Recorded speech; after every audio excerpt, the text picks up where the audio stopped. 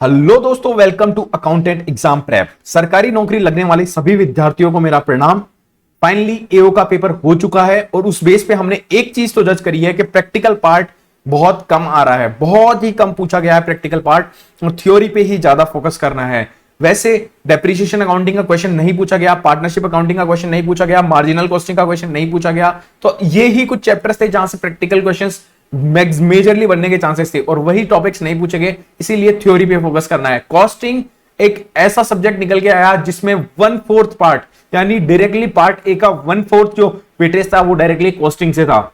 इतने ज्यादा क्वेश्चंस थे कॉस्टिंग से कि किसी ने उम्मीद नहीं करी थी। कॉस्टिंग से सिर्फ हम 8-10 क्वेश्चन सोच के चल रहे थे, लेकिन 15 क्वेश्चन आ गए। और ये जो चैप्टर है, ये जो फर्स्ट चैप्टर है, मैंने लास्ट वीडियो में बोला था जब एनालिसिस कर रहे थे, फर्स्ट चैप्टर रामबाण चैप्टर है कॉस्टिंग में। इस चैप्टर को जिसने सही ढंग से पढ़ लिया वो कॉस्टिंग के 5 से 6 क्वेश्चन आराम से अटेम्प्ट करेगा। और वही हुआ, कॉस्टिंग में आया भी वही था।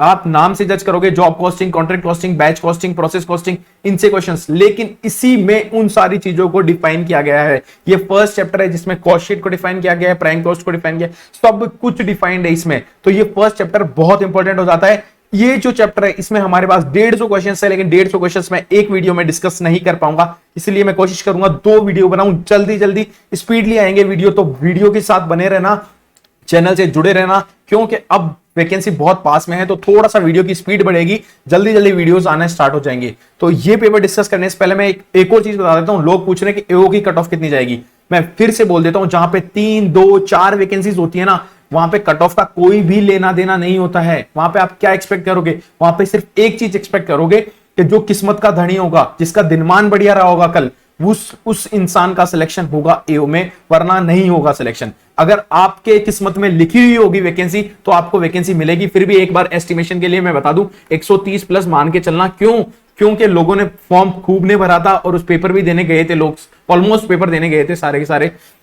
तो उसी अकॉर्डिंग अटेंडेंस कितनी प्रेजेंट रही मेरे को नहीं पता, कोई आइडिया नहीं है। बट जो लोग पेपर दिए हैं उन्होंने बोला है पार्ट ए इजी और पार्ट बी हमटी डमटी रहा। हमटी डमटी बोले तो थोड़ा सा डिफिकल्ट पड़ा बिकॉज ऑफ जीके के अलावा अगर वहां पे रीजनिंग मैथमेटिक्स के डाल देते तो वहां पे भी ये नंबर जुगाड़ लेते। लेकिन 130 प्लस फिर भी मानता हूं, क्यों कि लोगों के 50 से 55 क्वेश्चन ठीक हुए हैं, बहुत लोगों के ठीक हुए हैं 50 से 55 क्वेश्चन पार्ट ए में, कॉमर्स वाले में। इसीलिए अगर यहाँ पे इन्होंने 110 115 नंबर भी जुगाड़ रहे हैं या फिर 100 प्लस नंबर भी जुगाड़ रहे हैं ना, तो 25-30 नंबर वो ना करते करते भी है ना लेके आ जाएंगे जिसका सिलेक्शन होगा। तो 130 प्लस मान के चलना, उसके ऊपर कितना भी हो सकता है, या फिर प्रोबेबली अभी तक जो दिख रहा है ऊपरी ऊपरी जो लोगों के सुनने में आ रहा है, जो रिव्यूज आ रहे हैं, जो एनालिसिस किया है हमने भी, उस बेस पे तो हम यही दर्ज करवा रहे हैं कि 130 प्लस तो कट ऑफ जाएगी ही जाएगी। तो आप इससे कम एक्सपेक्ट मत करना। आज का वीडियो काफी इंपॉर्टेंट होने वाला है क्योंकि कॉस्टिंग के क्वेश्चंस बहुत पूछे गए थे। फाइनेंशियल अकाउंटिंग सबसे इंपॉर्टेंट टॉपिक रहता है, फाइनेंशियल कॉर्पोरेट अकाउंटिंग। तो उसके वीडियोस ऑलरेडी डले हुए हैं हमारे चैनल पे, आप जाके देख सकते हो। देखो यहाँ पे आपको ऑडिट के एमसीक्यूज मिलेंगे, अकाउंटिंग के जनरल एमसीक्यूज मिलेंगे, फाइनेंशियल अकाउंटिंग के 9 से 10 वीडियोस है, आप देख लेना। कॉर्पोरेट अकाउंटिंग के जो कंपनी अकाउंटिंग होती है उसके वीडियोस डले हुए हैं। बहुत प्यार दिया है आप लोगों ने इन वीडियोस को, पर एक्चुअल में सराहा है क्योंकि वीडियोस काम के हैं यार, ऑनेस्टली काम के। ये पीएसयू पेपर के डिस्कशंस किए हैं हमने लास्ट जो पीएसयू पेपर के, और मानोगे नहीं एओ के पेपर में जो लास्ट के 4 या 5 क्वेश्चन, कम से कम 4 या 5 क्वेश्चन, ये 2 वीडियोस जो आपको दिख रहे हैं ना, ये पीएसयू पेपर इस प्लेलिस्ट में से आपको मिल जाएंगे। आप नया मानो तो आप जाके देख लो, ये ऑलरेडी अपलोड कर रखी है मैंने। उसके बाद आप बात करना कि हाँ सीरियसली यार 4 से 5 क्वेश्चन तो ये सिर्फ 2 वीडियोस में से देखने को मिल गए हैं। अब हम कर रहे हैं कॉस्टिंग के क्वेश्चंस, बहुत इंपॉर्टेंट टॉपिक है। मैं थोड़ा सा ब्रेक लूंगा क्वेश्चन बोलते ही, ज्यादा ब्रेक भी नहीं, जस्ट 1, 2 या 3 सेकंड का ब्रेक मैक्सिमम, और आपको जज करना है क्या आंसर होगा क्या नहीं होगा। उसके बाद हम आगे बढ़ेंगे अगले क्वेश्चंस पे।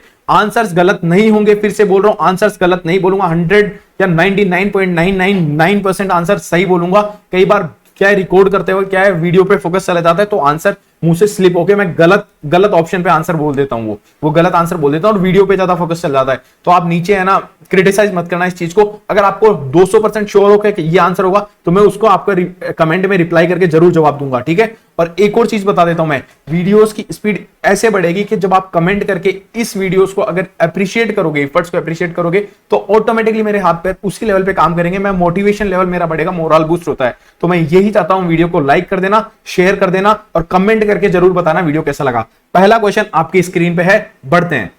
Which of these is not an objective of cost accounting?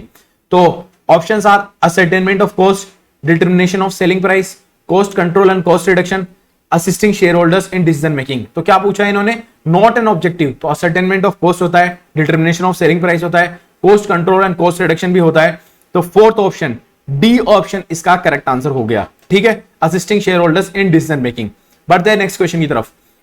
A profit centre is a centre, profit centres क्या होते हैं, अब देखना, where the managers has the responsibility of generating and maximising profit which is concerned with earning an adequate return on investment, या both of the above, या which manages cost। तो इसका correct answer हो जाएगा where the managers has the responsibility of generating and maximizing profit। मैं जितनी देर में options repeat करता हूं ना उतनी देर में आप आंसर जज कर लेना, जिससे क्या आपको थोड़ा सा टाइम मिल जाए, ठीक है। तो ए इसका करेक्ट आंसर हो जाएगा, सेकंड का ए। और गाइस इसकी पीडीएफ में टेलीग्राम चैनल पे शेयर कर दूंगा, लेकिन वो जो दूसरा वीडियो अपलोड होगा उसके बाद इसकी पीडीएफ शेयर कर दूंगा, ठीक है। तो अभी बढ़ते हैं नेक्स्ट क्वेश्चन की तरफ। Responsibility centres can be categorise into, responsibility centres किस किस में कैटेगराइज हो सकते हैं, cost centres, profit centres, investment centres, cost centres, profit centres and investment centres. इसका करेक्ट आंसर हो जाएगा D, cost centres, profit centres and investment centres. बढ़ते हैं नेक्स्ट क्वेश्चन की तरफ। Cost unit is defined as unit of quantity of product, service और time in relation to which cost may be ascertain और expressed. Unit of quantity of product, service or time in relation to which cost may be ascertained or expressed। A location, person or an item of equipment नहीं होगा ये, ठीक है। Centers having the responsibility of generating and maximizing profit ये भी नहीं होगा। Centers concerned with earning an adequate return on investment ये भी नहीं होगा। तो A इसका करेक्ट आंसर हो जाएगा unit of quantity of product, service और time in relation to which cost may be ascertain. ये आपको पढ़ते ही पता चल जाना चाहिए कि पहला ही सिमिलर आंसर है और यही आंसर होगा। जब लेकिन हमें बाकी ऑप्शंस इसलिए पढ़ने जरूरी हो जाते हैं क्योंकि जब ऑप्शनल आंसर हो जाता है ना, ऑब्जेक्टिव बेस्ड क्वेश्चन पेपर होता है, तो उसमें बाकी कौन सा और भी रिलेवेंट आंसर है क्या उसको जज करने के लिए हमें बाकी ऑप्शंस पढ़ने पड़ते हैं। बढ़ते हैं नेक्स्ट क्वेश्चन की तरफ। Fixed cost is a cost which changes in total in proportion to change in output, नहीं ये तो नहीं होता। Which is partly fixed and partly variable, ये भी नहीं होता, ये तो सेमी वेरिएबल कॉस्ट होती है। Which do not change in total during a given period despite change in output, ये despite है, ठीक है, despite change in output, तो ये इसका करेक्ट आंसर हो जाएगा, ठीक है, ये सी इसका करेक्ट आंसर हो जाएगा। बढ़ते हैं नेक्स्ट क्वेश्चन की तरफ। Uncontrollable cost are the cost which dash be influenced by the actions of specified members of an undertaking, तो इसका करेक्ट आंसर हो जाएगा can not, which can not be influenced by the actions of specified members of an undertaking, ठीक है। बढ़ते हैं next question की तरफ। 7 elements of cost of a product are, क्या एलिमेंट्स होंगे कॉस्ट ऑफ प्रोडक्ट के, material only, labour only, expenses only, material, labour and expenses. तो कॉस्ट के क्या क्या एलिमेंट हो गए, तो तीनों एलिमेंट होते हैं, मटेरियल भी होता है, लेबर भी होता है, एक्सपेंस भी होता है, तो इसका करेक्ट आंसर हो जाएगा डी। अगला क्वेश्चन है abnormal cost is the cost cost normally incurred at a given level of output. Abnormal cost के बारे में पूछा है, cost not normally incurred at a given level of output, cost which is charge to customer, cost which is included in the cost of the product. तो इसका correct answer हो जाएगा cost not normally, देखो normal charge होता है तो normal cost हो गया, लेकिन not normally incurred at a given level of output, तो ये अब नॉर्मल कॉस्ट कहलाती है। बढ़ते हैं नेक्स्ट क्वेश्चन की तरफ। Conversion cost includes cost of converting raw material into finished goods. ये देखो क्वेश्चन पढ़ते ही मैंने आंसर बोल दिया, क्योंकि मुंह से निकलती है ये चीजें, कई जो चीजें होती है ना वो आपके मुंह से निकलनी चाहिए, वो इसमें ऑप्शंस में दे भी रखा है कि cost conversion cost include cost of converting raw material into finished goods. मेरा इंटेंशन नहीं था आंसर सीधा बोलने का, लेकिन ये क्या होता है सेंटेंस पढ़ते ही मुंह से कई चीजें निकलती है, तो ये वो वाली चीजें हो रही है यहाँ पे।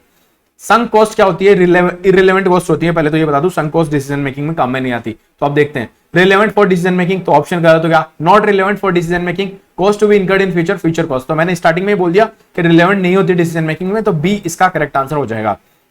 बढ़ते हैं नेक्स्ट क्वेश्चन की तरफ। Describe the method of costing to be applied in case of nursing home. अब आ रहे हैं क्वेश्चंस वो वाले, मींस अब आएंगे या नहीं आएंगे वो तो मुझे भी नहीं पता, बट ये ऐसे क्वेश्चंस है जो पूछे गए थे इस बार, ठीक है। लाइक इस बार पूछा गया था हमारा प्रिंटिंग प्रेस वाले में कौन सा होता है, तो प्रिंटिंग प्रेस वाले में जॉब कॉस्टिंग होता है। जॉब कॉस्टिंग होता है शॉर्ट पीरियड के लिए, कॉन्ट्रैक्ट कॉस्टिंग होता है लॉन्ग पीरियड के लिए। तो एक क्वेश्चन था job for short and for long period, तो उसमें बाकी आगे क्वेश्चन मार्क था, तो वहां पे हो जाता कॉन्ट्रैक्ट कॉस्टिंग। एओ के पेपर में ऐसा क्वेश्चन आया था।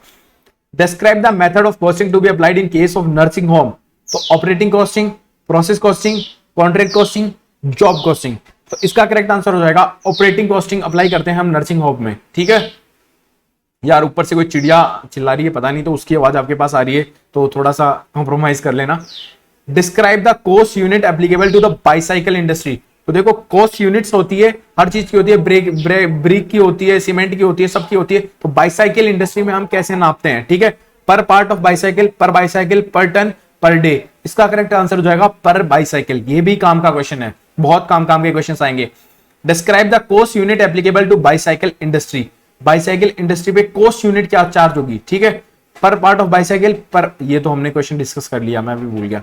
Cost accounting dash deals with historical data, has futuristic in approach, both A and B and neither A and B। तो इसका करेक्ट आंसर है both A and B। देखो यहाँ पे टिक है तो थोड़ा रब कर रखा है, तो थोड़ा कॉम्प्रोमाइज करना है यार। देखो रब किया था मैंने, ये ऑलरेडी टिक था, और आपको इसके साथ क्वेश्चन भी शेयर करने थे। तो अगर आपको दिख रहा होगा तो पहले ट्राई ये करना कि आप देख के जवाब दो यार, ठीक है ना। यहाँ पे देखो नहीं है, ये ऑप्शन टिक करा हुआ नहीं, देखो। तो बोथ A and B इसका करेक्ट आंसर है। बढ़ते हैं नेक्स्ट क्वेश्चन की तरफ। Which of the following is feature of job costing? Single order, single contract, every job, is cost unit itself, या all of the above.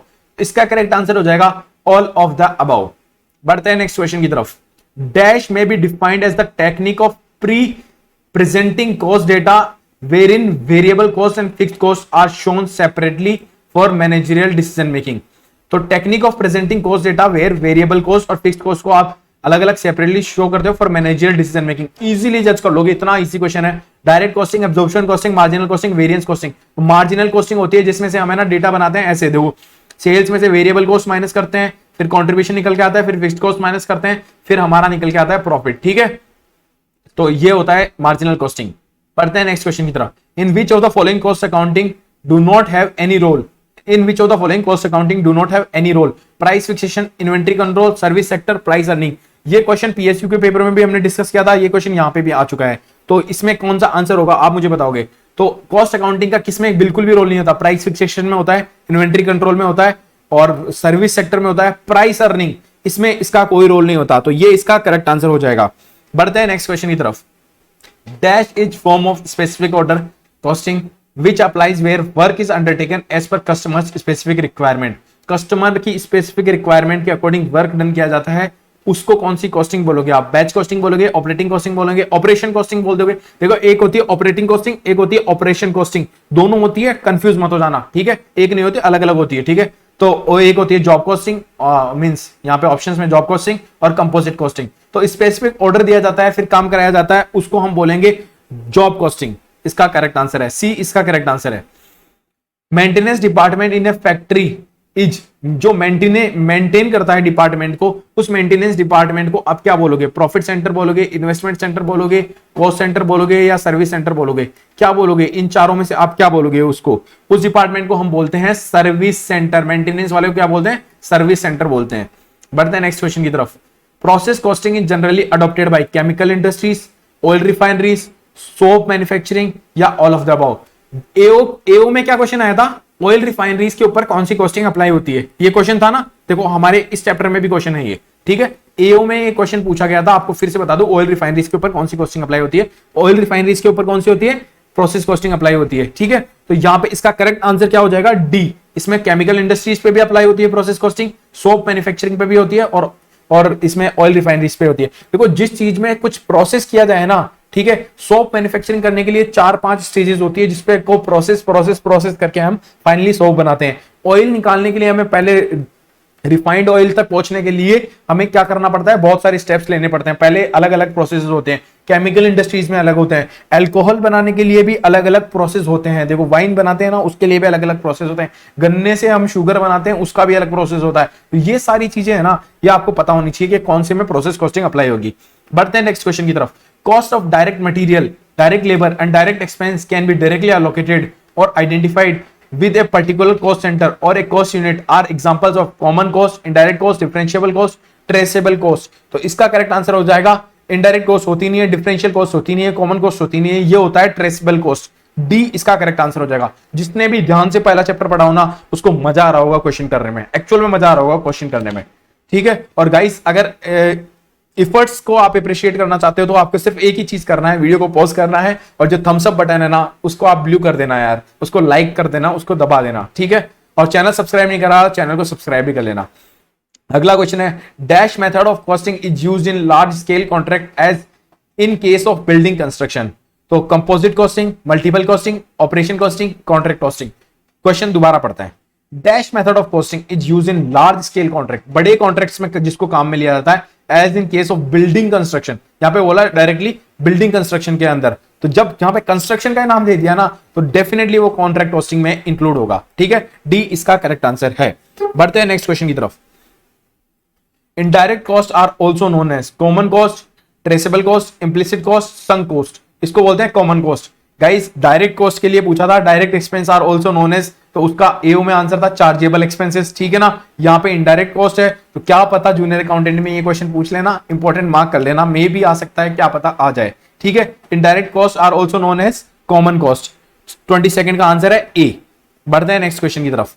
Dash is specialised system of job costing applying to long term contracts, ठीक है। अब मैं बताता हूं एक चीज आपको, क्वेश्चन यहां पे क्या आया था एओ में क्वेश्चन था job is for short period. एक second, job is for short period, ठीक है, शॉर्ट पीरियड, और फिर लिखा हुआ था फॉर लॉन्ग पीरियड क्या होगा, फॉर लॉन्ग पीरियड क्या होगा, तो लॉन्ग पीरियड के लिए क्या होता था, कॉन्ट्रैक्ट कॉस्टिंग होता था। अब यहां पे अपना क्या क्वेश्चन है, dash is specified system of job costing, ठीक है, applied to long term contracts.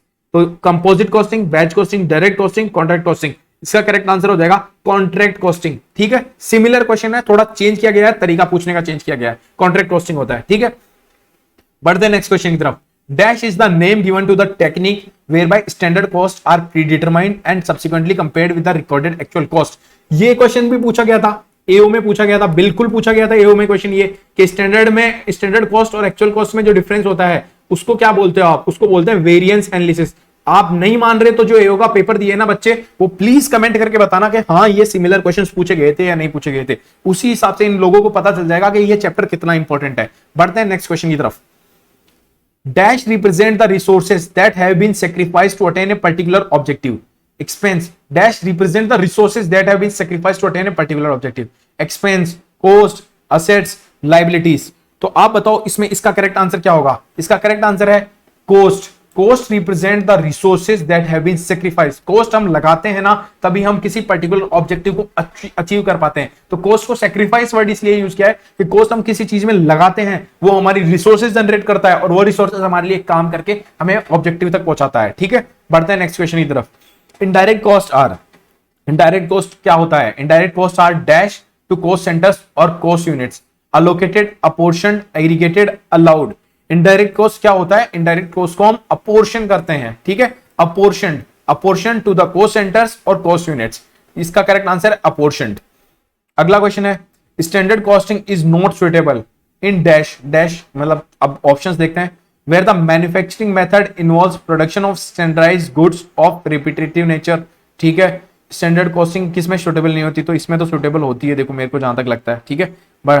और है manufacturing organisations producing different types of products, ठीक है, इसमें भी सुटेबल होती है standard costing.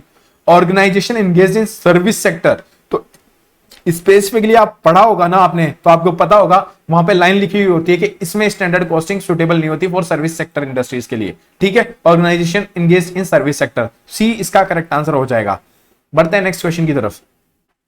Dash method of costing is used when it is desired to ascertain the cost of carrying out an operation in a department। अभी मैंने थोड़ी देर पहले आपको बोला था कि ऑपरेटिंग कॉस्टिंग भी होती है, ऑपरेशन कॉस्टिंग भी होती है, कंपोजिट, और ये दोनों कॉस्टिंग अलग अलग होती है, ठीक है। तो अब देखते हैं इसका answer. Dash method of costing is used when it is desired, desire किया है उन्होंने, to ascertain the cost of carrying out an operation, एक कॉस्ट के एक ऑपरेशन को कैरी आउट करने में कितनी कॉस्ट लगती है। तो इसका करेक्ट आंसर हो जाएगा ऑपरेशन कॉस्टिंग, ठीक है। कितना, ऑपरेशन कॉस्टिंग, ठीक है, ऑपरेशन कॉस्टिंग, बी इसका करेक्ट आंसर हो जाएगा। बढ़ते हैं नेक्स्ट क्वेश्चन की तरफ। एक सेकेंड, क्वेश्चन कहां पे, ये रहा। विच of the following is not objective of cost accounting. तो अब ये ऑप्शन है उसके, ठीक है, 29 क्वेश्चन के ये ऑप्शन है। To arrive at the cost of production of every unit, job, operation process, कौन सा इनमें से ऑब्जेक्टिव नहीं है, ये पूछा है इन्होंने, फिर ध्यान से देख लेना। To provide information to enable management to make short term decision, बिल्कुल सही बात है। To present true and fair view of overall results of the transactions and events, देखते हैं, या नन ऑफ द अबव। तो इसका करेक्ट आंसर हो जाएगा, आपकी स्क्रीन पे है सी ऑप्शन इसका करेक्ट आंसर हो जाएगा। ठीक है, नन ऑफ द अबव मत लगा के आना, सी इसका करेक्ट आंसर है। फिर मैं बोल रहा हूं मैं गलत नहीं बता रहा हूं आंसर, आंसर 200% ठीक है, सी इसका करेक्ट आंसर है। बढ़ते हैं नेक्स्ट क्वेश्चन की तरफ। A company presently does not utilise its available capacity, in case of full capacity utilisation the cost per unit shall. अब देखो, जब जब ज्यादा प्रोडक्ट बनाते हो ना, तो आपकी फिक्स्ड कॉस्ट जो लगती है ना, उसके अकॉर्डिंग आपकी कॉस्ट पर यूनिट कम होना स्टार्ट हो जाती है। ओवरऑल कुल मिला के, ओवरऑल कॉस्ट बोल रहा हूं, ओवरऑल कॉस्ट को मिला के डिक्रीज होना स्टार्ट हो जाती है जितना ज्यादा प्रोडक्ट बनाते हो। तो 5 रुपए 5 यूनिट्स बना रहे हो, आपकी कॉस्ट लग रही है 20, ठीक है। आप अगर 10 यूनिट बना रहे हो और आपकी कॉस्ट लग रही है 25, तो वो धीरे धीरे धीरे ना कॉस्ट पर यूनिट कम होना स्टार्ट हो जाती है। तो जितनी ज्यादा आप कैपेसिटी, फुल कैपेसिटी बनाओगे तो डिक्रीज होना स्टार्ट हो जाएगी। डिक्रीज इसका करेक्ट आंसर है। ठीक है, क्वेश्चन पढ़ लेना, दोबारा समझ लेना और आंसर देख लेना। बढ़ते हैं नेक्स्ट क्वेश्चन की तरफ। Service costing, service costing is also known as operation costing, operating costing, direct costing, uniform costing. Service costing को हम क्या बोलते हैं? ऑपरेशन कॉस्टिंग बोलते हैं। ए इसका करेक्ट आंसर हो जाएगा। सॉरी गाइस, मैंने यहां पे गलत बोल दिया है, इसको बोलते हैं ऑपरेटिंग कॉस्टिंग। क्या बोलते हैं? ऑपरेटिंग कॉस्टिंग बोलते हैं इसको। मैंने यहां पे गलत आंसर बोल दिया था, ठीक है। इसको बोलते हैं ऑपरेटिंग कॉस्टिंग, वो मुंह से निकल ही ऐसा रहा है, ठीक है। ऑपरेटिंग कॉस्टिंग, ठीक है। इन दोनों में कोई भी कंफ्यूज हो जाएगा यार बोलने करने में, ठीक है। लास्ट में जाके जी चेंज हो रहा है, बाकी सब सेम सा है ऑलमोस्ट, ठीक है। इसका करेक्ट आंसर है operating costing. Service costing is also known as operating costing. बढ़ते हैं नेक्स्ट क्वेश्चन की तरफ। One of the most important techniques in cost planning is direct cost, budget, cost sheet, marginal costing. One of the most important techniques in cost planning. Cost planning में सबसे important technique कौन सी होती है? उसको हम बोलते हैं मार्जिनल कॉस्टिंग। डी इसका करेक्ट आंसर हो जाएगा। बढ़ते हैं नेक्स्ट क्वेश्चन की तरफ। CIMA, cost of institute and management accountant London. CIMA की फुल फॉर्म ये थी, मैंने आपको बता दी है। London defines dash as the establishment of budget, standard cost and actual cost of operations, process, activities और products and the analysis of variance, profitability और द सोशल। तो इसको क्या बोलेंगे? Management accounting, standard costing, budgetary control, cost accounting. आपने definition पढ़ी होगी cost accounting, तो यहाँ पे ये स्टार्टिंग की पहली लाइन पढ़ते आप समझ गए होंगे ये किसकी डेफिनेशन की बात कर रहा है। ये बात कर रहा है कॉस्ट अकाउंटिंग की डेफिनेशन की बात कर रहा है। डी इसका करेक्ट आंसर हो जाएगा गाइस, डी इसका करेक्ट आंसर है। बढ़ते हैं नेक्स्ट क्वेश्चन की तरफ। 34th question. The variable cost per unit is variable in nature, fixed in nature, semi variable in nature, none of the above. यहां पे बहुत सारे लोग वेरिएबल नाम सोच के क्या आंसर करके आएंगे आपको पता है क्या? Variable in nature. बट यहां पे ये आंसर नहीं होता। उसका वेरिएबल कॉस्ट पर यूनिट तो सेम रहता है, बट उसका जो आउटपुट चेंज होती है तो उसका ओवरऑल वेरिएबल कॉस्ट का अमाउंट चेंज होता है, ना कि ये कॉस्ट पर यूनिट चेंज होता है। तो यहां पे क्वेश्चन में क्या पूछा? Variable cost per unit. जो अच्छे अच्छे बच्चे हैं जो पढ़ते हैं उनको आराम से समझ में आ गया क्या इसका आंसर होगा? फिक्स्ड इन नेचर, ठीक है। Variable cost per unit is fixed in nature. बढ़ते हैं नेक्स्ट क्वेश्चन पे। Which of the following difficulty is not faced at the time installation of costing system in an organization? Lack of support from top management. दोबारा question पढ़ लेना। Which of the following difficulty is not faced at the time of installation of costing system? कौन सी ऐसी चीजें जो face नहीं करनी पड़ती, ठीक है। Not faced by at the time of installation. तो lack of support from top management, ठीक है। Resistance from existing staff, keen competition in overseas market, या all of the above। इसका करेक्ट आंसर हो जाएगा कीन कंपटीशन इन ओवरसीज मार्केट। ये चीज फेस नहीं करनी पड़ती, कंपटीशन इन ओवरसीज मार्केट, ठीक है। ये चीज फेस नहीं करनी पड़ती। ये दोनों चीजें फेस करनी पड़ सकती है, लेकिन ये चीज आपको फेस नहीं करनी पड़ती। बढ़ते हैं नेक्स्ट क्वेश्चन की तरफ। पढ़ना क्वेश्चन क्या है? The total cost for producing 10 times is 15 and that for producing 15 times is 20, ठीक है। What is the fixed cost? Practical question है, इजी क्वेश्चन है, आराम से कर लोगे, मुझे पूरा विश्वास है आप आराम से कर लोगे। इसमें ओवरऑल बोला क्या है, हिंदी में दोबारा समझाता हूं कि टोटल कॉस्ट क्या दे रखी है, 10 आइटम्स की टोटल कॉस्ट क्या दे रखी है। फॉर्मूला भी लग सकता है यहाँ पे, ठीक है। फॉर्मूला लगा के भी कर सकते हो, IQ कॉमन सेंस से भी कर सकते हो, कैसे भी कर सकते हो। जिसको पता होगा ना वो फॉर्मूला लगा के डायरेक्टली सॉल्व कर देगा इसको। एंड 15 यूनिट्स को प्रोड्यूस करने की कॉस्ट कितनी लगेगी? इतनी लगेगी। तो आप ओवरऑल बताओ कि फिक्स्ड कॉस्ट कितनी है, ठीक है। दोनों में डिफरेंस निकाल के उसका कोई फॉर्मूला होता है, मैं बता नहीं रहा क्योंकि मैं चाहता हूं कि आप जवाब दो मेरे को, ठीक है। इसका आंसर फिर भी मैं आपको बता देता हूं, 5 इसका करेक्ट आंसर है, सी इसका करेक्ट आंसर है। बढ़ते हैं नेक्स्ट क्वेश्चन की तरफ। 37th, cost accounting dash presents true and fair view of overall results of transactions and events, uses non monetary information only, या फिर both A and B, या neither A nor B। ये question आया था ऊपर एक, जिसमें एक ऑप्शन था present true and fair view, तो वहां पे कॉस्ट अकाउंटिंग के ऑब्जेक्टिव में ये चीज नहीं थी, तो ये हो नहीं सकता। ठीक है, बोथ ए एंड बी हो नहीं सकता। अब बचा कौन सा ऑप्शन, बी या डी। और मैं आपको बता दूं, यूजेस मॉनिटरी इंफॉर्मेशन ओनली, ऐसा भी नहीं होता कॉस्ट अकाउंटिंग में। ठीक है, तो इसका करेक्ट आंसर हो जाएगा नाइदर ए नॉर बी। ठीक है, डी इसका करेक्ट आंसर हो जाएगा। द मेन पर देखो, क्वेश्चंस के आंसर सही बता रहा हूं, फिर मैं बता रहा हूं, आप इसका क्रिटिसाइज करोगे, बताओगे ये आंसर होना चाहिए, ये नहीं, यही आंसर होगा। अगर आपने एग्जाम में दूसरा लगा दिया तो आपकी गलती होगी, आपके मार्क्स कट जाएंगे। आंसर की में भी यही आंसर मिलेंगे आपको। The main purpose of cost accounting is to dash maximise profit, help in inventory valuation, provide information to management for decision making, या aid in fixation of selling price. Options पढ़ते ही समझ गए होंगे सबसे रिलायबल ऑप्शन कौन सा है। सबसे रिलायबल ऑप्शन है सी, 30th का सी करेक्ट आंसर है। बढ़ते हैं नेक्स्ट क्वेश्चन की तरफ। Direct costing techniques can be applied on stock valuation, determining whether to make और buy the product, close down decision like closing down of the department और shop, या all of the above. जिसने भी direct costing technique पढ़ी होगी, direct costing के बारे में पढ़ा होगा, तो उसको समझ में आ गया होगा कि ये तीनों चीजों में काम में आता है। डी इसका करेक्ट आंसर हो जाएगा। बढ़ते हैं नेक्स्ट क्वेश्चन की तरफ। डी है ऊपर वाले का correct answer. CIMA London, cost of institute and management accountant London defines dash A unit of product और सर्विस। एक फिर से डेफिनेशन दे दी किसी चीज की है, वो किसकी दी है, ए यूनिट ऑफ प्रोडक्ट और service in relation to which cost are ascertain, तो वो डेफिनेशन है कॉस्ट यूनिट की। ए इसका करेक्ट आंसर हो जाएगा। बढ़ते हैं नेक्स्ट क्वेश्चन की तरफ।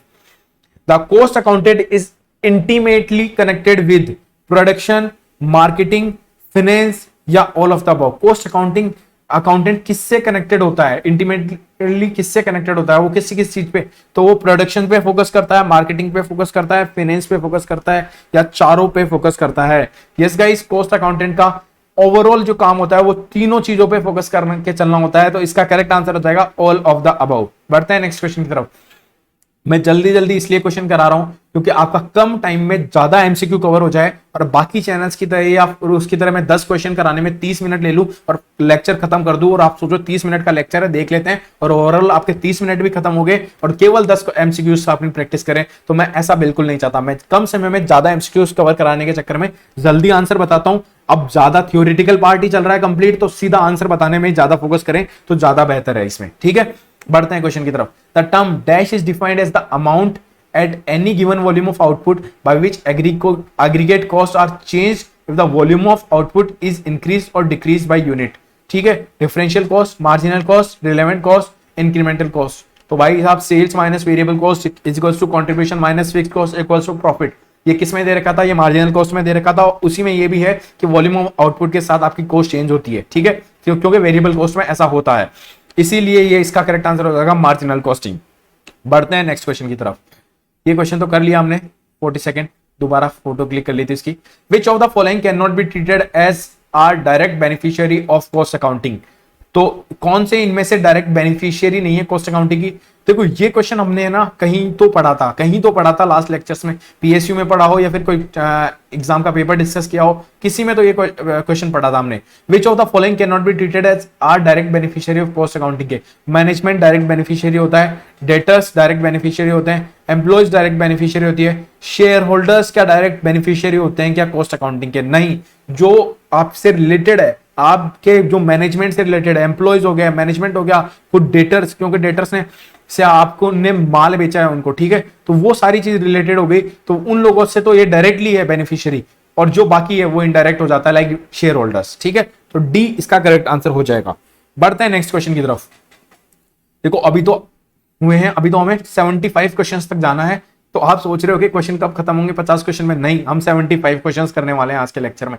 टाइम कम है तो क्वेश्चंस हम ज्यादा डिस्कस करें तो वही ज्यादा बेटर है। और अगर अप्रिशिएट करना हो एफर्ट्स को तो एक ही चीज बोलता हूं, लाइक कर देना, शेयर कर देना, कमेंट करके जाना, अच्छा सा कमेंट करके जाना प्लीज। लाइव वीडियो जो प्रीमियर होता है ना, उसमें तो आप करोगे तो वो मुझे पता नहीं चलेगा, जो मेन कमेंट बॉक्स होता है ना, उसमें कमेंट करके बताना वीडियो कैसा लगा, थोड़ी तारीफ करना चाहो तो कर देना यार, थोड़ा सा मोरल बूस्ट होता है, अच्छा लगता है यार सुन के। ठीक है, तो इसका 44th क्वेश्चन है, pre determined cost may be either dash standard cost, estimation cost, standard cost, estimated cost, या estimated cost but not standard cost. ठीक है, तो देखो प्री डिटरमाइंड जो रेट होती है ना वो होती है बजटेड, एक हमने लास्ट पीएसयू में डिस्कस किया था। ठीक है, तो अब यहाँ पे प्री डिटरमाइंड कॉस्ट के लिए पूछा है, तो वो कौन सी होती है? स्टैंडर्ड कॉस्ट होती है, एस्टिमेटेड कॉस्ट होती है, स्टैंडर्ड कॉस्ट और एस्टिमेटेड कॉस्ट होती है, या estimated cost but not a standard cost. तो इसका करेक्ट आंसर हो जाएगा ये दोनों कॉस्ट होती है, स्टैंडर्ड कॉस्ट भी होती है और एस्टिमेटेड कॉस्ट भी होती है। ठीक है, standard cost and estimated cost.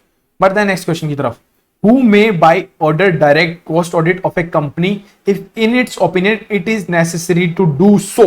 आ चुका है वो क्वेश्चन जहां पे लोग डिस्कस होते थे कि कॉस्ट ऑडिट कौन ऑर्डर कर सकता है, लेकिन वहां पे क्लियरली लैंग्वेज में लिखा हुआ है तो आप इजीली जज करोगे, मिनिस्ट्री ऑफ कॉर्पोरेट अफेयर्स या पार्लियामेंट या सेंट्रल गवर्नमेंट या all of the above. All of the above नहीं कर सकते हैं, सबसे पहले तो आपको ये चीज समझनी होगी। तो ये कौन करता था? ये करता था सेंट्रल गवर्नमेंट ऑडिट करती थी कॉस्ट ऑडिट, जब एक स्पेसिफाइड टर्नओवर को आप क्रॉस कर लेते थे। तो ठीक है, तो कॉस्ट रिकॉर्ड मेंटेन करना होता था, जब एक स्पेसिफाइड टर्नओवर को क्रॉस कर लो फिर आपको कॉस्ट ऑडिट करवानी पड़ती थी। आपका अगर एक्सपोर्ट रिवेन्यू या फिर वो उसमें एग्जम्पशंस भी दे रखी थी और उसमें बता भी रखा था कि इस लेवल पे आपने अगर क्रॉस कर लिया तो आप उस लेवल के बाद आपकी कॉस्ट ऑडिट करवाना कंपल्सरी हो जाएगी। वो ऑर्डर कौन देता था? सेंट्रल गवर्नमेंट दे दी थी।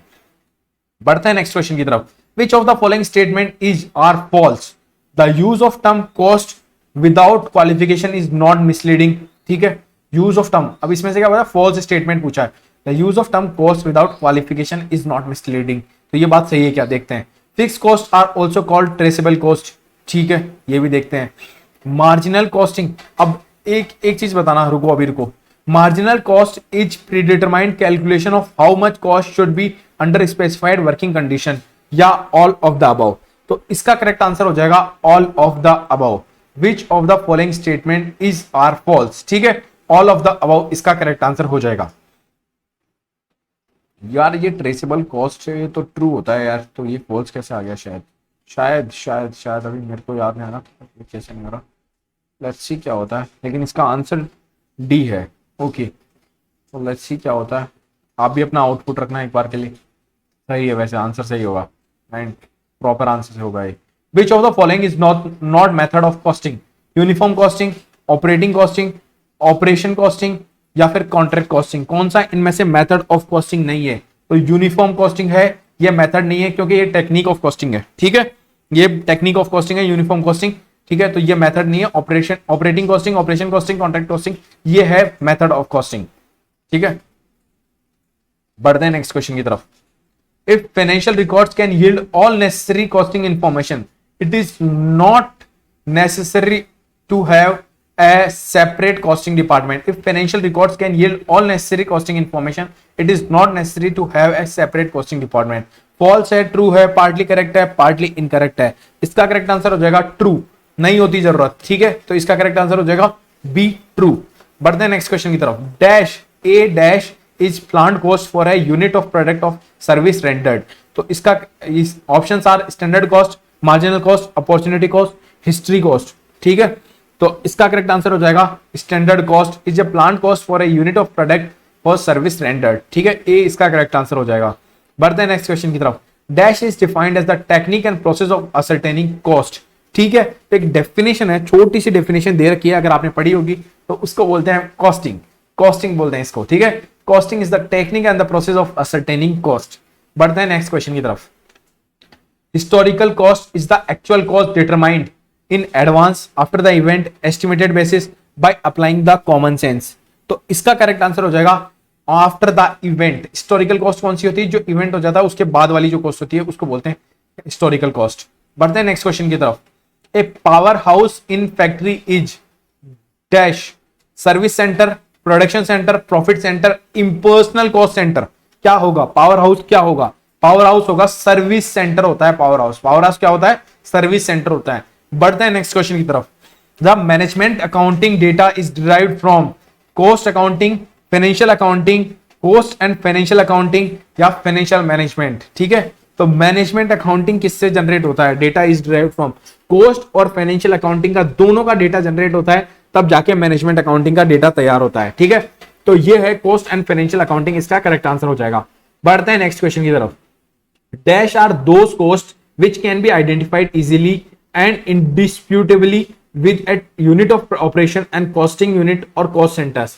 उस कॉस्ट को क्या बोलते हो? Common cost, indirect cost, historical cost, traceable cost. तो जो आइडेंटिफाई कर लेते हैं ना कॉस्ट को, उस कॉस्ट को हम बोलते हैं ट्रेसेबल कॉस्ट। ठीक है, traceable cost, traceable cost.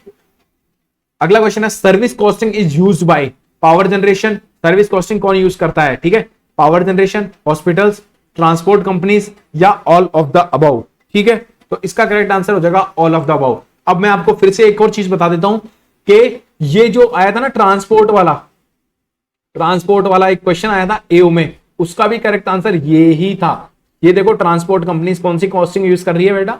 Service costing use कर रही है। ठीक है, तो विद्यार्थियों यहां पे आपको आंसर भी मिल गया होगा आपके एओ का भी, और आपको एक नया क्वेश्चन भी मिल गया है। ध्यान रखना क्वेश्चन को। ठीक है, service costing, power generation, hospital, transport companies कौन सी कॉस्टिंग यूज करती है? Service costing. सर्विस कॉस्टिंग का दूसरा नाम क्या था? ऑपरेशन या ऑपरेशन कॉस्टिंग। ठीक है, बढ़ते हैं नेक्स्ट क्वेश्चन की तरफ। If cost are classified by behaviour then which of the following is the correct classification? ये यहां पे पूरा फोटो दे रखी है।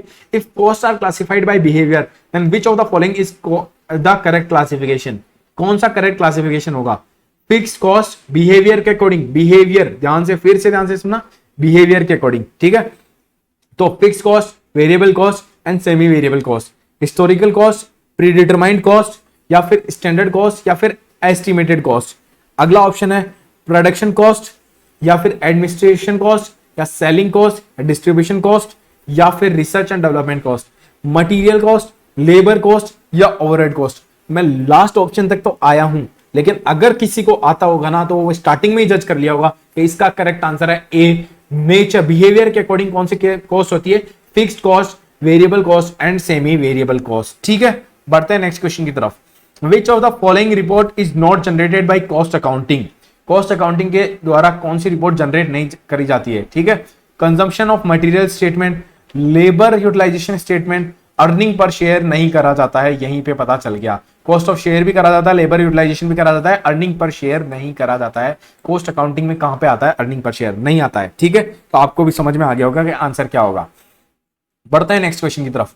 Cost of indirect material, indirect labor and indirect expenses in aggregate constitute the dash overhead cost, historical cost, predetermined cost, estimated cost. Indirect material, indirect labor and indirect expense in aggregate constitutes, ये सारी क्या constitute करती है? overhead। ठीक है, ध्यान रखना, सबको पता होगा ये चीज, कॉमन थी अगर आपने पढ़ी होगी। ये क्या constitute करती है? overhead cost constitute करती है। बढ़ते हैं नेक्स्ट क्वेश्चन की तरफ। Dash is predetermined cost based on past performance adjusted to anticipated changes. Predetermined cost, estimated cost, differential cost या historical cost. Dash is predetermined cost. तो predetermined cost कौन सी होती है? एक तो खुद predetermined होती है, यहाँ पे ऑप्शन नहीं है। ठीक है, तो यहाँ पे ये भी ऑप्शन दे दिया, तो वैसे भी है नहीं है, लेकिन इसको नहीं मानेंगे अपन एक बार के लिए। एस्टिमेटेड कॉस्ट जो होती है ना, वो होती है प्रीडिटरमाइंड कॉस्ट, इसलिए इसका करेक्ट वर्ड है based on the past performance adjusted to anticipated changes. जो एडजस्ट करी जाती है, जो भी फ्यूचर में चेंजेस आते हैं, जो एंटीसिपेट चेंज होते हैं, उसके अकॉर्डिंग उस कॉस्ट को चेंज करा जाता है। तो यहाँ पे एंटीसिपेटेड वर्ड यूज किया था, इसीलिए ये हो गया एस्टिमेटेड कॉस्ट। बी इसका करेक्ट आंसर हो जाएगा। बढ़ते हैं नेक्स्ट क्वेश्चन की तरफ। Which of the following is the purpose of cost accounting? Cost accounting का कौन सा पर्पस है? देखो 60वें क्वेश्चन पे पूछ गए, मैं ऑप्शंस भी नहीं पढ़ रहा हूं, मैं थोड़ा सा थका सा भी फील कर रहा हूं। 60th क्वेश्चन तक पहुंच गए हैं, तो इसका आंसर आप दोगे मुझे कमेंट बॉक्स में कमेंट करके। ठीक है, इसका आंसर आप दोगे। ठीक है, तो आप पढ़ लेना ऑप्शंस आराम से, वीडियो रोक के पढ़ लेना, आराम से पढ़ना, और उसके बाद इसका करेक्ट आंसर आप देना कि इसका करेक्ट आंसर क्या है। मैंने इतनी देर इसलिए रोका है ताकि आप आराम से ऑप्शंस पढ़ सको। बढ़ते हैं नेक्स्ट क्वेश्चन की तरफ। Increase in total variable cost is due to increase in fixed cost, increase in sales, increase in production या ऑल ऑफ द अबव? तो इसका करेक्ट आंसर हो जाएगा वेरिएबल कॉस्ट में क्यों इंक्रीज होता है? इंक्रीज इन प्रोडक्शन की वजह से वेरिएबल कॉस्ट में इंक्रीज होता है। ठीक है, सी इसका करेक्ट आंसर है। अगला क्वेश्चन है indirect cost dash to cost unit और cost centres and have to be absorbed or recovered into cost units are termed as indirect cost. तो इनडायरेक्ट कॉस्ट की डेफिनेशन के बीच में क्या आता वो पूछा इन्होंने कि can not be directly allocated, can not be directly apportioned, both A and B या आइदर ए एंड बी। तो इसका करेक्ट आंसर हो जाएगा can not be directly apportioned. दोबारा बोल के देखो इसको, indirect cost can not be directly apportion to the cost unit और द कॉस्ट सेंटर। ठीक है, डायरेक्टली अलोकेटेड, ठीक है, ए इसका करेक्ट आंसर हो जाएगा। ठीक है, ये 62 का आंसर क्या है? ए। बढ़ते हैं नेक्स्ट क्वेश्चन की तरफ। CIMA London defines dash as the establishment of budget. Starting से लेक्चर देख रहे हो तो इस क्वेश्चन को जज कर लोगे, अब मैं जवाब देने की जरूरत नहीं है। ये एक डेफिनेशन है जो आपको पता होनी चाहिए किस चीज की डेफिनेशन है। आप देख लेना, पढ़ लेना और बता देना। पहले ऊपर एक क्वेश्चन ऑलरेडी डिस्कस कर लिया तो मैं इसको दोबारा डिस्कस नहीं कर रहा हूं। बढ़ते हैं नेक्स्ट क्वेश्चन की तरफ। Dash is the aggregate cost related to a cost unit which constitute a group of similar articles which maintain its identity throughout one or more stages of production। ठीक है, cost related to a cost unit constitute a group of similar articles which maintain its identity throughout one or more stages of production। उसकी identity एक से ज्यादा stages में maintain रहती है। ठीक है, तो वो प्री डिटरमाइंड कॉस्ट होती है, बैच कॉस्ट होती है, प्रोसेस कॉस्ट होती है या ऑपरेशन कॉस्ट होती है। तो इसका करेक्ट आंसर हो जाएगा दोस्तों, उसको बोलते हैं बैच कॉस्टिंग। बैच कॉस्ट होती है वो सारी। ठीक है, बैच कॉस्ट होती है जिसकी आइडेंटिटी मेंटेन रहे फ्यूचर स्टेजेस में भी, मतलब अलग अलग स्टेजेस में भी मेंटेन रहे। बढ़ते हैं नेक्स्ट क्वेश्चन की तरफ। ये क्वेश्चन हमने कर लिया है 64, 65 क्वेश्चन हम देख रहे हैं। ये रहा 65। Which of the following statement is false. कौन सा स्टेटमेंट फॉल्स है इनमें से? फॉल्स बताना है। ठीक है, in most of the cases cost accounting system is installed on grounds of its benefits. ठीक है, देखते हैं। Costing helps in making estimates. सही बात है, ये बात तो सही लग रही है मेरे को। ठीक है, आपको क्या लग रही है आप भी बताना। Costing helps in determining and enhancing efficiency. ठीक है, देखते हैं इसका भी। The existing financial accounting staff may not resist to the costing system. कौन सी फॉल्स है? कौन सी फॉल्स है ये पूछा इन्होंने। ठीक है, तो जो एग्जिस्टिंग फाइनेंशियल अकाउंटिंग स्टाफ होता है may not resist to the accounting system, ये चीज फॉल्स है क्योंकि वो रजिस्ट कर जाते हैं, वो उस चीज को एक्सेप्ट कर लेते हैं। ठीक है, तो ये क्लियरली फॉल्स है, क्लियरली फॉल्स है। ठीक है, बढ़ते हैं नेक्स्ट क्वेश्चन की तरफ। Interest paid on own capital not involving any cash outflow is example of product cost. खुद की कैपिटल पे इंटरेस्ट पे किया है, not involving any cash outflow, उसको क्या बोलते हैं? Product cost, opportunity cost, imputed cost, explicit cost. उस चीज को बोलेंगे हम इंप्यूटेड कॉस्ट। क्या बोलेंगे? Imputed cost. सी इसका करेक्ट आंसर हो जाएगा। पढ़ते हैं अगले क्वेश्चन की तरफ। An example of fixed cost is direct material cost, works manager salary, depreciation of machinery या चार्जेबल एक्सपेंसेस। तो देखो, डायरेक्ट एक्सपेंस होता है चार्जेबल एक्सपेंसेस। ये एक क्वेश्चन आया था एओ में, फिर से बार बार मैं रिपीट इसलिए कर रहा हूं जिससे आपको यादें ताजा होती रहे। ठीक है, an example of fixed cost, लेकिन यहाँ पे फिक्स्ड कॉस्ट बोला है तो इसका करेक्ट आंसर हो जाएगा बी। वर्कमैन सैलरी क्या होती है? फिक्स्ड कॉस्ट होती है। Direct material cost, depreciation of machinery, chargeable expenses ये नहीं होती। फिक्स्ड कॉस्ट क्या होती है? Work manager salary. Work manager salary fixed होगी। ठीक है, बढ़ते हैं नेक्स्ट क्वेश्चन की तरफ। 68 क्वेश्चन हमने डिस्कस किया है, 67 डिस्कस कर लिया, 68 क्वेश्चन डिस्कस कर लिया गाइस। देखो 68 आज, तो इस बात पे तो लाइक ठोक देना यार, एक तो लाइक ठोक देना। Dash is the name given to common system of costing followed by number of firms in the same industry. Followed by number of firms in the same industry, तो किसको बोलते हैं? कॉमन कॉस्टिंग को, absorption costing को, direct costing को या फिर uniform costing को? इसका करेक्ट आंसर है यूनिफॉर्म कॉस्टिंग। यूनिफॉर्म कॉस्टिंग को हम बोलते हैं to the common system of costing followed by number of firms. ठीक है, बढ़ते हैं नेक्स्ट क्वेश्चन की तरफ। Differential cost are also known as incremental cost, opportunity cost, period cost, controllable cost. Differential cost क्या होती है? डिफरेंशियल कॉस्ट होती है इंक्रीमेंटल कॉस्ट। ठीक है, इंक्रीमेंटल कॉस्ट, ए इसका करेक्ट आंसर हो जाएगा। बढ़ते हैं नेक्स्ट क्वेश्चन की तरफ। The cost audit order can be given by central government. ये क्वेश्चन आ चुका था, सेंट्रल गवर्नमेंट देती है। ठीक है, only in respect of classes of companies which is required to maintain books of accounts under the provision of section dash of the Companies Act 2013। तो इस question को आप कॉस्टिंग का भी मान लो, इस क्वेश्चन को आप ऑडिट का भी मान लो, कॉस्ट ऑडिट का, इस क्वेश्चन को आप कंपनीज एक्ट 2013 है यानी कंपनीज एक्ट का भी क्वेश्चन मान सकते हो, जो चाहो वो मान लो। इसके बिल्कुल इजी क्वेश्चन है, बिल्कुल सिंपल क्वेश्चन है। ये सेक्शन तो सबको याद होना चाहिए, इंपॉर्टेंट टॉपिक्स में भी था तो आपको पता होना चाहिए। इसका जवाब मैंने इधर आप कमेंट बॉक्स में कमेंट करके मुझे जवाब दोगे। ठीक है, सेक्शन लिख देना, ऑप्शन मत लिखना प्लीज यार, सेक्शन लिख देना जिससे मैं जज कर लूं भाई इन्होंने कॉस्टिंग वाला जवाब दिया है। ठीक है, समझ जाऊंगा। अगला क्वेश्चन है rent paid for factory building. क्या क्वेश्चन है? Rent paid for factory building which is temporarily closed is example of imputed cost, sunk cost, shutdown cost, temporary cost. इसका करेक्ट आंसर है सी, शटडाउन कॉस्ट। शटडाउन कॉस्ट इसका correct answer है। बढ़ते हैं next question की तरफ। एक second. Cost accounting system can be installed without management accounting. ये बात सही है या नहीं है? फॉल्स है, ट्रू है, पार्टली करेक्ट है या नन ऑफ द अबव है? गाइस ये बात सच्चाई है, कॉस्ट अकाउंटिंग सिस्टम हम मैनेजमेंट अकाउंटिंग के बिना नहीं अप्लाई कर सकते, ठीक है, ये बात सत्य है, सत्य वचन है, ठीक है। Cost accounting system can be installed without management accounting, ठीक है, ये कर सकते हैं हम, ठीक है। मैंने गलत बोल दिया था, पहले गलत बोल दिया था, अब दोबारा सही कर रहा हूं मेरे वर्ड्स, ठीक है। Can be installed without management accounting, कर सकते हैं। मैनेजमेंट अकाउंटिंग बाद वाली स्टेज होती है, पहले कॉस्ट अकाउंटिंग होती है। फिर है 73rd question, dash is the cost of selecting one course of action. थोड़ा जूम कर देता हूं आपके लिए, एक सेकेंड, दिख रहा होगा, ज्यादा जूम हो गया। Dash is the cost of selecting one course of action and losing of opportunity to carry out other course of action. उस कॉस्ट को क्या बोलते हैं? अपॉर्चुनिटी कॉस्ट पे आपका एओ में क्वेश्चन आया था और यहाँ पे दोबारा अपॉर्चुनिटी कॉस्ट का यहाँ पे क्वेश्चन आ चुका है, लेकिन किसी और सेंस में आया, किसी और तरीके से पूछा गया है। ध्यान रखना, अच्छा क्वेश्चन है। इसको बोलते हैं हम अपॉर्चुनिटी कॉस्ट। अपॉर्चुनिटी कॉस्ट को वैसे क्या बोलते हैं? Normally cost of foregone next best alternative foregone, ठीक है, cost of foregone next best alternative. जो नेक्स्ट बेस्ट अल्टरनेटिव होता है ना, उसको छोड़ के जाने के लिए, कोई ऊपर जाने के लिए आपने जो कॉस्ट लगाई है ना, मतलब आप है ना, अगर एक जॉब को स्विच करके दूसरी जॉब में जा रहे हो, वहां पे आपको पहली जॉब में 70,000 मिल रहे थे, दूसरी जॉब में 1 लाख मिल रहे हो, तो अपॉर्चुनिटी कॉस्ट यहाँ पे क्या हो गई आपकी? Next best alternative foregone. यानी इससे पहले आप कितना कमा रहे थे? 70,000 कमा रहे थे, तो वो आपकी अपॉर्चुनिटी कॉस्ट हो गई है। तो मैं जस्ट आपको समझाने के लिए समझाया हूं। बढ़ते हैं नेक्स्ट क्वेश्चन की तरफ। If cost are classified by time, अब यहाँ पे टाइम के हिसाब से आ गया, then which of the following is the correct classification? Time के हिसाब से कौन सा करेक्ट क्लासिफिकेशन हो जाएगा? देखते ही समझ में आ गया मेरे को, तो मेरे को दूसरा ऑप्शन देखने की जरूरत ही नहीं पड़ी है, आपको भी समझ में आ जाना चाहिए। Historical cost, predetermined cost, standard cost, estimated cost, ये होता है टाइम के हिसाब से, ऑन बेसिस ऑफ टाइम। आज का लास्ट क्वेश्चन डिस्कस करेंगे, क्यों कि अब ज्यादा क्वेश्चन डिस्कस करूंगा तो वीडियो भी मोनोटोनस हो जाएगा, आप भी थक जाओगे, और वीडियोस की स्पीड जल्दी होगी, लेकिन वो कब होगी? जब आप कमेंट करके मुझे बताओगे वीडियो कैसा लग रहा है, ठीक है।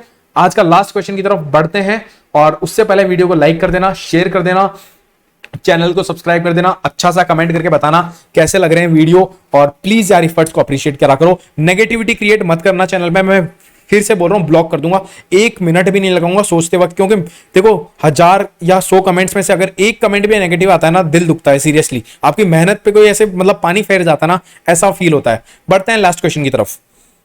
Cost of goods produced includes dash production cost and finished goods inventory, production cost and WIP, production cost, WIP and finished goods inventory, या none of the above. Cost of goods produced includes, ठीक है। अब ये question भी मैं आपके लिए इसलिए छोड़ रहा हूं क्योंकि मुझे ये चेक करना है कि लास्ट तक वीडियो किसने देखा है। इसका तो आप कमेंट करके जवाब भी देना और ये भी बताना कि वीडियो कैसा लगा आपको। इजी क्वेश्चन है ये भी, इसीलिए मैंने आपके भरोसे छोड़ा है, ठीक है। ज्यादा टफ क्वेश्चन नहीं है, इसीलिए छोड़ दिया है। तो अब मिलते हैं नेक्स्ट वीडियो में, जल्द मिलेंगे। वीडियो की स्पीड तेज होगी क्योंकि ये क्वेश्चंस इंपॉर्टेंट है, ये पूरी किताब ही इंपॉर्टेंट है एओ के पेपर में जिस हिसाब से आई है उस हिसाब से। बाकी एक अकाउंटिंग इंपॉर्टेंट रहती है जिसको हमने ऑलमोस्ट बहुत सारे क्वेश्चंस डिस्कस कर रखे हैं। चैनल पे जाके यहाँ पे देख सकते हो यार, ऑनेस्टली बहुत सारे क्वेश्चंस देख सकते हैं। ये आप प्लेलिस्ट देख लो, PSU papers, corporate accounting, financial accounting. तो बेसिकली हमारा मुद्दा अकाउंटिंग और ऑडिट के अभी तक हमने सबसे ज्यादा डिस्कस किए हैं, तो वही था, लेकिन अब हम कॉस्टिंग के भी डिस्कस करेंगे। वीडियो कैसा लगा बता देना, मिलते हैं नेक्स्ट वीडियो में। Till then bye, see you in the next video.